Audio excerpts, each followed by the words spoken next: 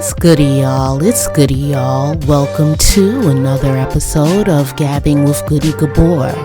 You can like, subscribe, and comment right here at Goody Gabor Gabs. You can also follow me on IG, Facebook, Twitter, and TikTok at Goody Gabor.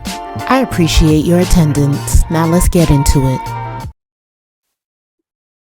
What's goody, y'all? It's Goody, y'all. Back with another episode of SWV and Escape, Queens of R&B. We open up the show getting a glimpse into Tiny, Kandi, and Tamika's world. Tiny's practicing for tour.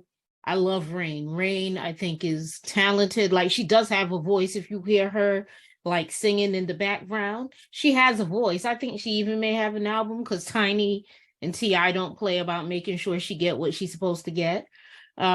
We see Kandi with Ace, Blaze, and Todd, and they're in their little world. It's cute and good to see.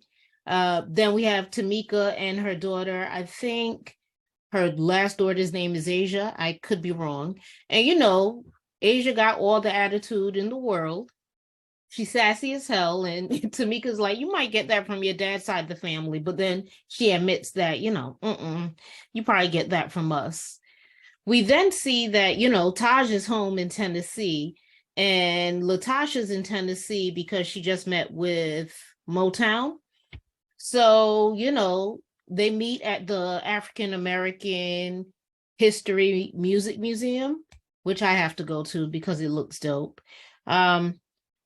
Basically, it becomes a situation where they're having a discussion about everything that has been going on, because Taj wants to get to the bottom. Like, yo, last time we met, you didn't seem happy. What's going on?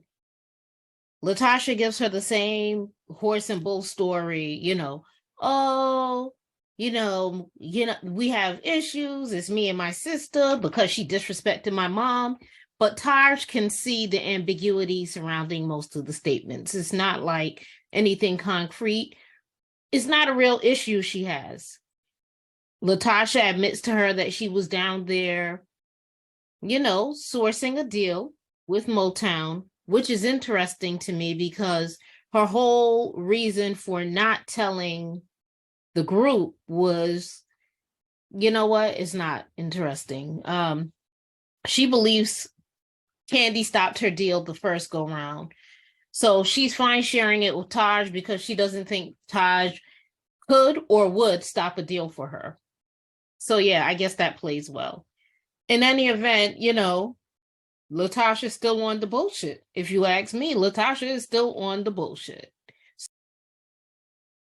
We do get to a scene where we're watching SWV prepping for tour, but the scene right after that is Tamika's mom coming to see her.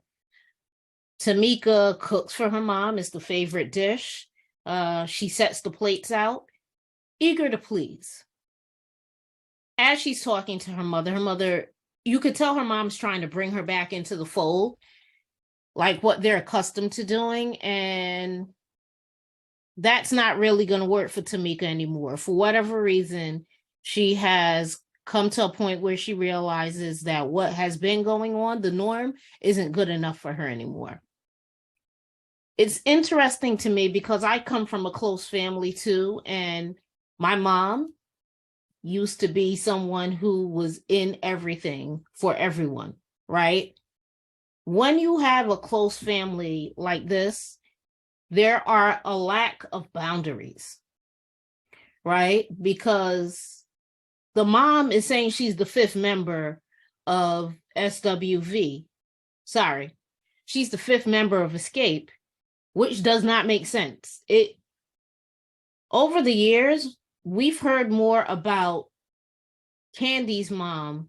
And even when you think about the reality that Tiny's mom is the one who found the new union and signed the girls up, she believes that encouraging her children to have a career is the equivalent of being the fifth member. They still had to do the work. And I'm a mom too, right? Like my son was an athlete, still is, but I don't. He's a man now, so I don't have to run around with him. But me running around with him to all of his games didn't mean that any support or any accolades he got belonged to me as well. You know, there was a reason I put him in the things I put him in. That was to busy him and to ensure that he was cultured and had things going on. But the mother seems to believe that putting the microphone and supporting her daughters made her the fifth member. To me, this is where I say that Miss Gloria must have got some of that money. She feels like she deserves the money. She feels like she deserves anything because she's the fifth member. Then she's trying to hold Tamika accountable for talking negatively about Rocky. And Tamika says, listen, I don't deal with Rocky. I don't talk bad about him until he inserts himself. And Rocky has a habit of inserting himself in the business. That's why he makes sure that he's a part of the management team that deals with the business for the girls. That's why he makes sure that he's a part of the security. He makes sure that he puts himself directly into the thing. When you see T.I. don't even want Tiny working. T.I. would prefer that Tiny sit her ass down. So he's not inserting himself. We don't see Tamika's husband outside of the fact that he was eating the food that she made. And Todd runs the businesses that he needs to run, aside from Kandi and in conjunction with Kandi. But she has a hard, fast rule about him not being involved in certain things, to the point whereby that was a point of contention for them. Rocky is all up in the business, to the point where they believe that Latasha doesn't even speak unless Rocky tells her what to say. So again, that was weird. Tamika did touch on something, because what I noticed immediately is Latasha looks just like her mom. Tamika showed a picture of her dad. She looks just like her dad. And Tamika believes that there's a resentment that her mom has for her dad that kind of seeps into her relationship with her mother. And her mom is trying to tell her, you know, I love you and I don't love anything more than you. And it sounds good, and she might mean it. A lot of times our adults don't realize the error in their ways because they're accustomed to things being the way that they are. They're accustomed to things being left because things have always been left. And when you try to push back for normalcy, when you try to break generational curses, they take offense to that. So she wants the norm. And Tamika has let her know the norm doesn't work for me anymore. And if we can't get to a point where you start respecting me, I'm going to need to take a step back. The mom ain't accustomed to that. And you could hear in her tone, she's trying to talk to Tamika the way you would talk to a child. It's not finna work. And it doesn't seem to be working. It's a little disgusting. I'm also going to say this, like Tamika is crying. Like, even if everything her mom is saying is true, even if she hasn't treated them differently, clearly your daughter feels in the core of her stomach that something has been wrong between y'all. She's crying. It's not fake. It's not acting. At some point, you have to give credence to that. And, you know, her mom tries, but again, it falls flat for me. Now, in my own life, my mom had 6 children. 2 of them she didn't have with my dad, 4 she had with my dad. I had one of my siblings that was not one of my dad's kids, calls myself and the other 3 the golden children. There's nothing my mom could do to tell her that it wasn't preferential treatment. I wasn't even raised in an environment that said, hey, this is preferential treatment. But if my sister felt that she was being treated unfair, I was like, oh, okay, that's a real feeling. And she would do things to my mom, and my mom would stop speaking to her. But I always argued with my mom. That's your child. You know, I'm not going to stop speaking to her. That's your child. So my mom passes. And it seemed that my sister needed another target for her for her feelings. She needed another place to put her anger. And it landed on the Golden children. As of today, I don't speak to my sister. I'm sure whatever she felt between her and my mom was real. Rumor has it that she believes that myself and the other siblings have iced her out. Never happened. I mean, I never did it. All of that to say, I realize that there are points where what you think is happening isn't necessarily happening, but if it's real to you, the people who care about you need to be invested in it. I know I tried on my end, and sometimes there's nothing you can do, but that's neither here nor there. Tamika definitely feels like something has transpired. What we're seeing shows me that she's not far off, so they need to fix that.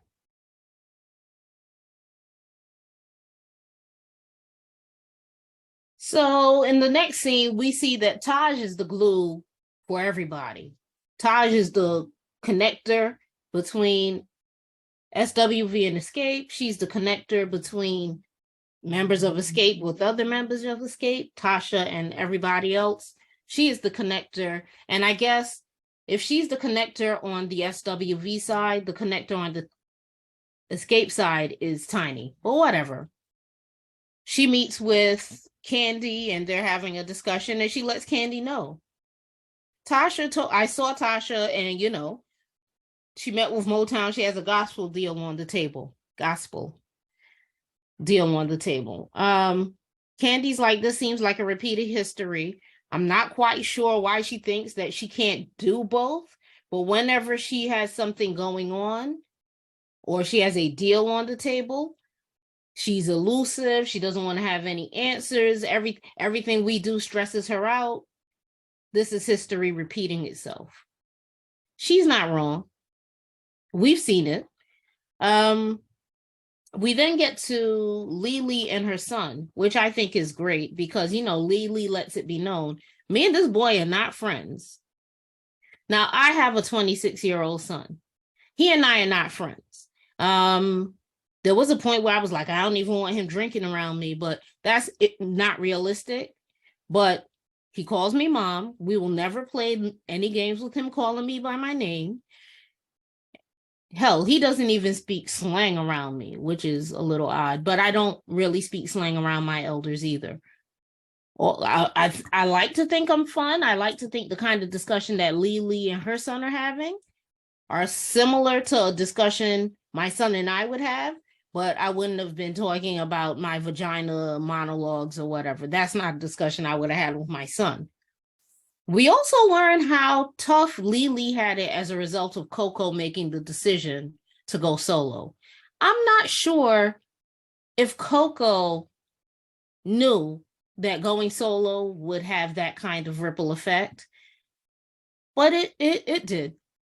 Speaking of Coco, there was a scene that I didn't discuss where she met with her friends and, cool friends, pretty friends, good-looking friends, but people she could be normal around. And she says it's important for her that her friendship group have people who are not considering her as a celebrity. It's necessary for her to be in friendships with people who see her as a person. And I think she's found that. But another important thing we get there is that Coco has a diagnosis of bipolar depression. Now, that makes a lot of the stories I've heard. I'm a New Yorker from the Bronx. Brooklyn's not far, I hop in. Don't tell them because they always want to be like, oh, you're more from Brooklyn than the Bronx. You always out here. Whatever, I'm from the BX. In any event, there's always been these rumors of what a bad attitude Coco has. It's very possible that it couldn't just be a bad attitude. It could be her diagnosis. And I love for her that she has this in order. She said that the point where she realized that there was a problem was she was seriously considering killing someone. And she knew that wasn't right. And instead of going to jail, she went to the doctor. So I love that for Coco. So Lily, love what she's doing for herself, because basically she's saying it can't just be SWV.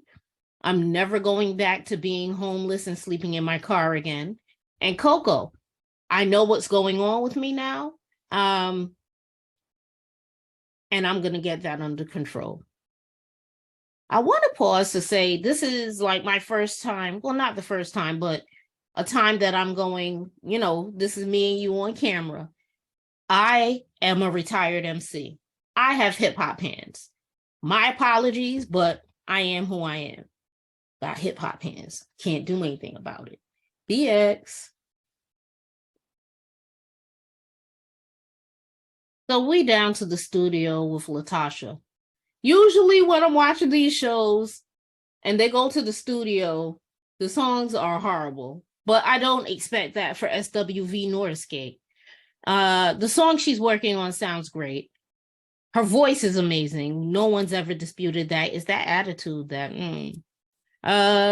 So her husband comes to the studio and he makes a joke that he probably feels he shouldn't have made, because he's been compared to Ike, and he starts doing the 555 anime, 555 new song.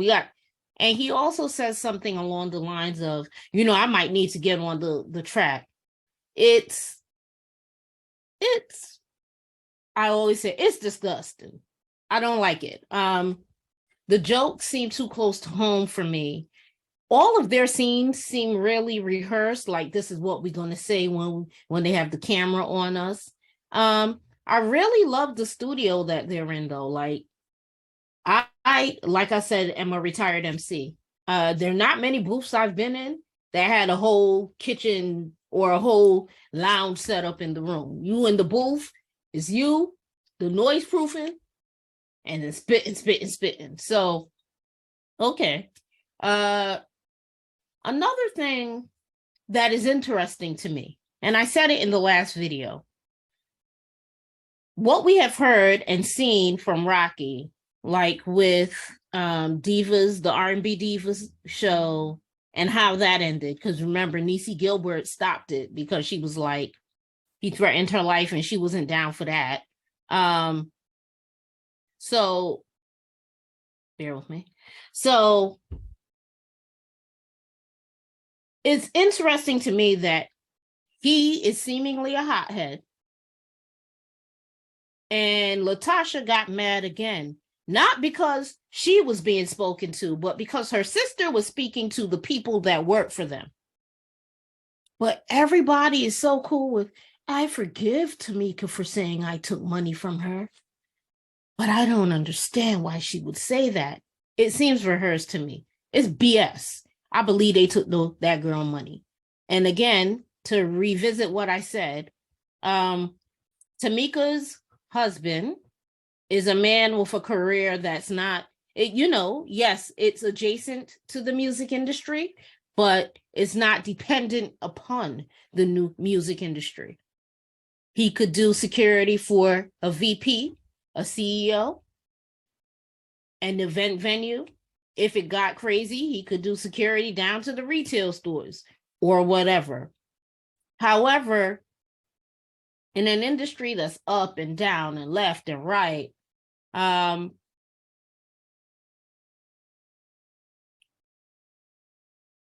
Latasha's husband, his career depends upon music. It depends upon artists. And that's not as sturdy as a security guard.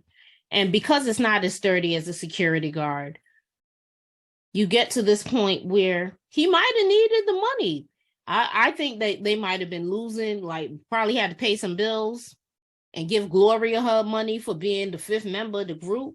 And that's where the money went. But to act like this girl is bugging is crazy. And I think they're calling her bluff because they know she don't want to see them go to jail. So she's never going to show the receipts. And I've heard people saying, well, she needs to get a lawyer. She already had a forensic accountant look at the situation. She knows what happened. She wants them to admit what happened, but she doesn't want to hold them accountable legally. She just wants them to say, hey, we acknowledge we did something messed up to you. They not finna give that to her.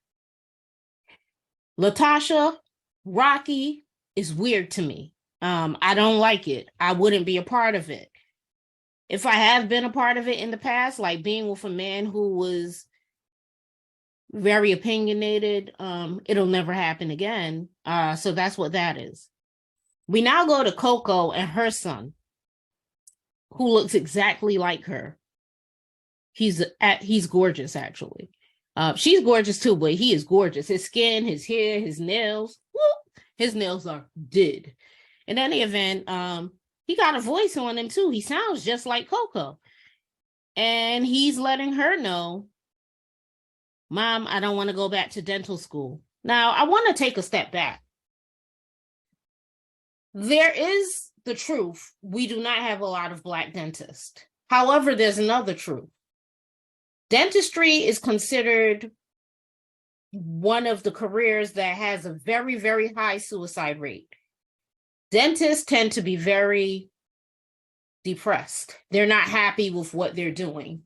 That's on one end. And then on the other end, there's so many tricks and like dental offices, for me, one of the careers I've had, and I've had many, I've been working for a very long time, was medical billing. Dentists be with the foolery with the medical billing. So on one hand, yes, we do need more Black dentists. My dentist is a Black man. On the other hand, I know why he doesn't want to do it. She doesn't know because from her perspective and her, Coco, she wanted to be able to pursue an educational path. She doesn't know what that's like, but it always looks better on the other side. And I do agree that he started and he was doing well and he should finish and work on the sidelines. But, that's not what he wants. Now, she thought that he was going to call his grandmother and his grandmother was going to agree with her because it was education. And because when she was young and she decided to pursue music and not continue school, her mother would write her Post-it notes. You need to get a job. You need to get a job. So her mother was vexed that she wasn't doing the educational career path. However, she forgot that grandmothers and grandchildren is a totally different deal.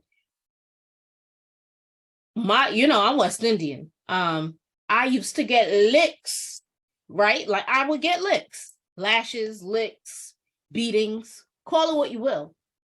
When I had my son, my mother was like, yeah, you're not going to hit my grandson. And I had my son at 21. So basically, I was under her roof still. And then the boy could do no wrong. As a matter of fact, when he was getting in trouble with me, he would try to go tell on me to my mom because he recognized hierarchy. I got that straight.